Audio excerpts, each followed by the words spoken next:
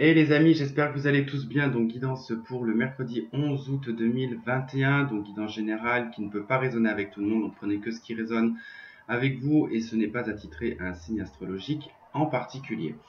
Alors donc du coup, on va revenir un peu sur la journée de mardi 10, aujourd'hui d'ailleurs, jour où je tourne cette vidéo, pour un petit peu reparler des énergies qui étaient présentes. Donc on avait l'impératrice, on avait la tranquillité et nous avions l'équité.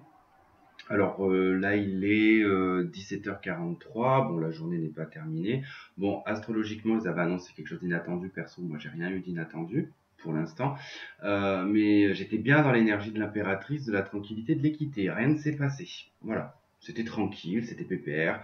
Je suis allé marcher longtemps. J'étais beaucoup dans ma tête. Voilà. Donc, c'était vraiment l'énergie de l'impératrice qui était présente. Enfin, pour ma part, aujourd'hui. Donc pour demain, nous avons donc la carte de l'amoureux, nous avons la carte de la jalousie et nous avons la carte de la pénitence. Et je rappelle pour ceux qui ne regardent pas le tirage de la semaine, c'est des cartes que j'ai tirées dans le tirage de la semaine et que je reprends après pour les jours et que je complète avec un tarot. Bon, clairement, là, on va parler de choix, de positionnement avec les amoureux. Alors, ça peut être effectivement dans le cadre sentimental, mais on va y venir. Pour moi, en tout cas, cette configuration de cartes, vous allez prendre une décision. Vous allez vous engager dans une voie dans laquelle vous n'allez pas revenir dessus, parce qu'on ne revient pas dessus avec les amoureux. Alors, ça passe d'abord par une phase d'hésitation, poser le pour et le contre, et après on se décide, on prend la décision, mais voilà, il faut choisir entre deux choses, trois choses, peu importe. On a la carte de la jalousie, on a toujours un petit peu cette notion de trio, puisqu'on a aussi trois personnages. Au plus bizarre, c'est qu'on a tout de même à chaque fois un homme et deux femmes. Donc, bon, ça aussi, si ça résonne dans votre vie, écoutez, vous l'adaptez à ce que vous vivez. Pour moi, donc je vous disais, il y a une décision que vous allez prendre et qui va pas forcément être acceptée en face. Donc la personne en face de vous, ça peut être dans le professionnel, ça peut être amical, sentimental, mais on voit que ça va certainement piquer cette personne et que cette personne risque d'être jalouse. Ressentir en tout cas une forme de rivalité, se sentir attaqué. Donc en tout cas avec la pénitence, on voit que c'est dû à un refus quand même. Après, il peut y avoir effectivement, dans un aspect, on va dire, aller un petit peu plus négatif. C'est que là, ça pourrait être vous qui n'acceptez pas, par exemple, que votre ex refasse sa vie, ou que vous ayez une amie qui soit heureuse en ménage. Ou voilà, en tout cas, il y a des choses qui dérangent. Soit c'est vous qui dérangez, soit c'est des personnes qui vous dérangent. Ça nécessite en fait de sortir de ça, en fait. Il faut vraiment sortir de ça.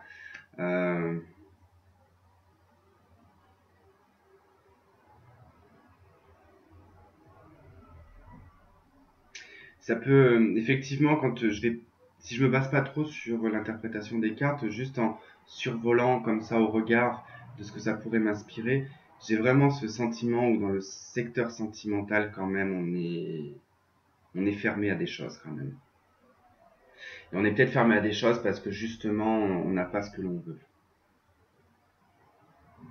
Je sais pas comment vous expliquer. Quand je suis allé marcher tout à l'heure, j'ai eu un message, mais j'arrive plus à le retransmettre. J'avais beaucoup la notion de fake, en fait, qui me venait. Et c'était comme si qu'on voulait toujours transformer les choses, en fait. Comme si qu'on voulait toujours les métamorphoser, les transformer ou se transformer. Certains n'acceptent pas de vieillir, certains n'acceptent pas que leur corps change, certains n'acceptent pas la mort ou la maladie, par exemple. Et en fait, j'ai eu en contrebalance, j'ai eu les animaux, je ne sais pas pourquoi, mais je me suis dit, mais un pigeon ne rêve pas de devenir un crapaud. Un papillon ne rêve pas de devenir un scarabée. Vous voyez, ils vont pas chercher à modifier leur structure pour pour que le papillon devienne un scarabée. Bon, ça serait impossible, mais bon. Voilà, il y avait en fait, j'avais vraiment cette image-là et que je me disais, pour nous, en fait, en tant qu'être humain, on a beaucoup ce truc d'idéalisation et je sais pas, peut-être que c'est sans lien avec ça. Bon, des fois, vous savez que je parle dans des trucs et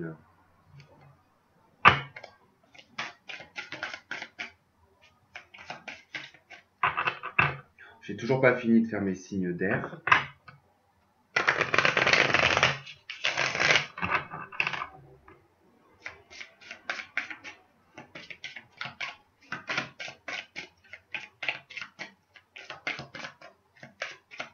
c'est qu'en ce moment, je retrouve mes 12 ans. Je me réveille à des 10h30, 11h du matin, alors que c'est pas du tout mon habitude. La dernière fois que j'ai dû me lever, enfin que je me levais aussi tard, j'étais adolescent.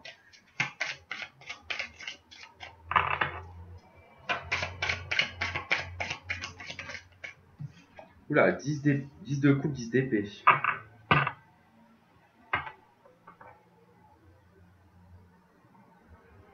Ah, c'est hyper fataliste, c'est horrible. Horrible ce que je ressens. C'est très fataliste en fait pour certains. Vous avez l'impression que vous n'allez plus jamais retrouver le bonheur en fait. En fait, on est dans deux extrêmes. Ces deux cartes nous indiquent quand même de l'extrême.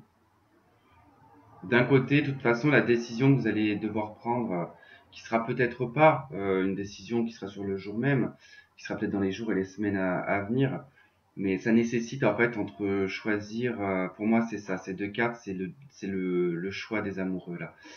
On tombe sur 2-10, soit vous choisissez d'être heureux, soit vous choisissez de rester à terre en fait. C'est ça. En fait, il n'y a plus de juste milieu. On peut plus être dans l'entre-deux. C'est soit vous décidez d'être heureux, soit vous décidez de rester à terre. Ça, c'est vraiment en tout cas ce que j'ai comme message. Mais je pense que c'est pour nous tous. Hein. Ok, on a la carte, le guide, carte numéro 19. Ouais. On est sur le soleil, donc c'est positif. On nous parle d'être guidé, d'être accompagné sur notre chemin.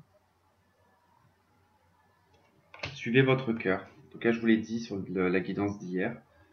C'est vraiment quelque chose qui doit venir de là. On a le battleur en dos de deck avec le goupille qu'on a dû sortir. On l'a pas sorti hier celui-là.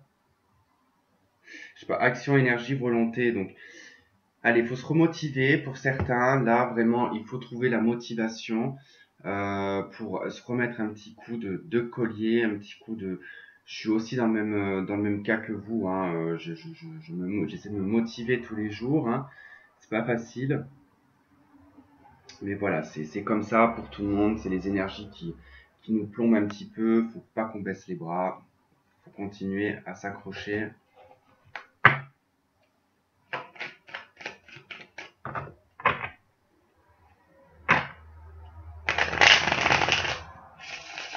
Ouais, j'entends, plus rien ne sera comme avant. Les choses ne seront plus comme avant. C'est fini, plus rien n'est comme avant déjà, donc...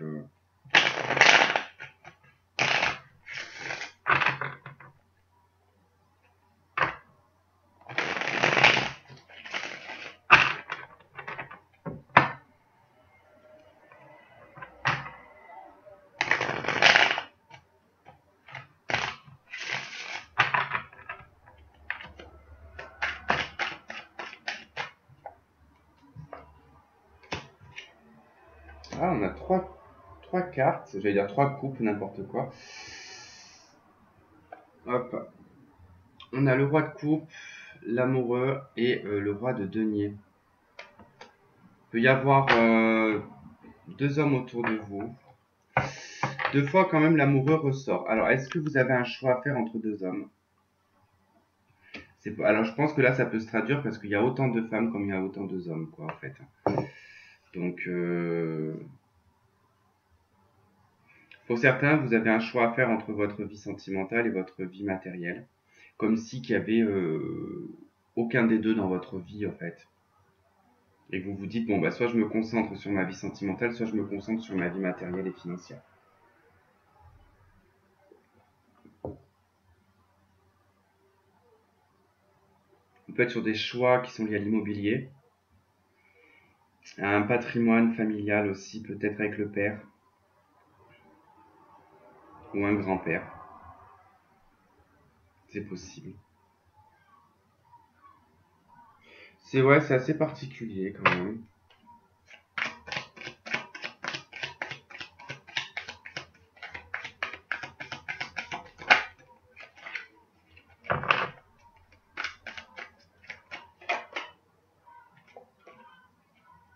Six de denier.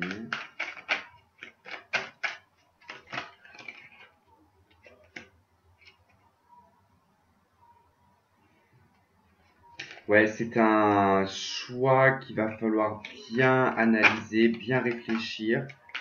ça nécessite en fait un équilibre matériel et financier.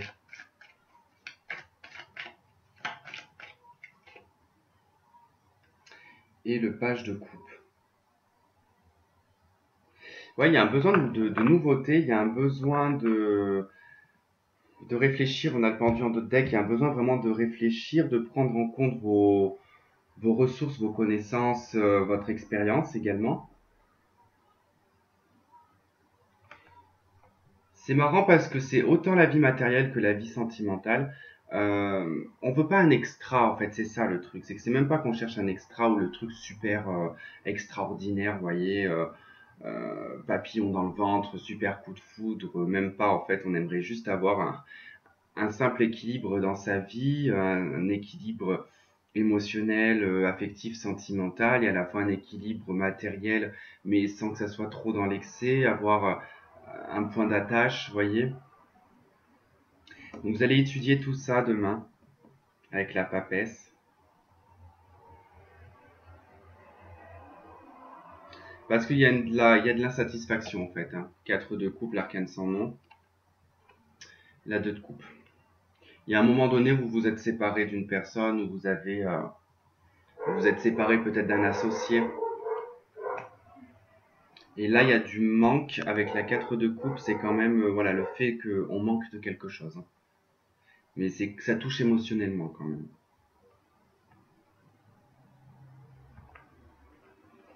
Bon, ça va pas trop... Il n'y a pas trop d'action, j'ai l'impression.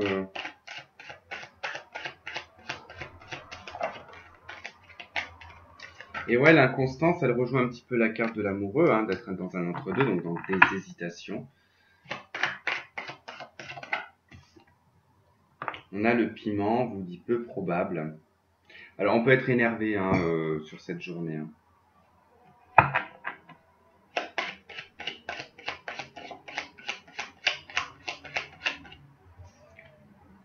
On a le consultant ou la consultante, et on a le masculin. Donc, soit c'est votre conjoint, c'est la personne avec qui vous êtes, qui peut se trouver très inconstant. On peut me parler d'un couple de 2 hommes aussi, hein, où il peut y avoir vraiment beaucoup d'inconstance et une forme de tension entre vous. Pour d'autres, vraiment, ça va concerner un homme autour de vous. Alors, cet homme peut vous rendre complètement inconstante ou inconstant et peut vous énerver, en fait. Il y a peut-être beaucoup de passion avec cette personne, mais il y a beaucoup d'énervement aussi. Triangulaire.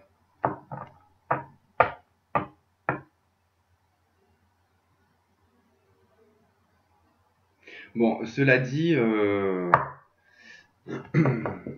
le dis, hein.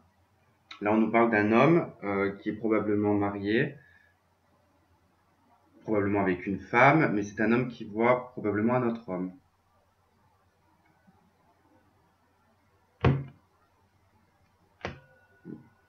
C'est possible, ça peut être quelqu'un de très instable. Bon. Et ça arrive. Hein. Il y en a beaucoup d'ailleurs. Facteur religieux. Facteur religieux et laissez partir votre ex en d'autres decks.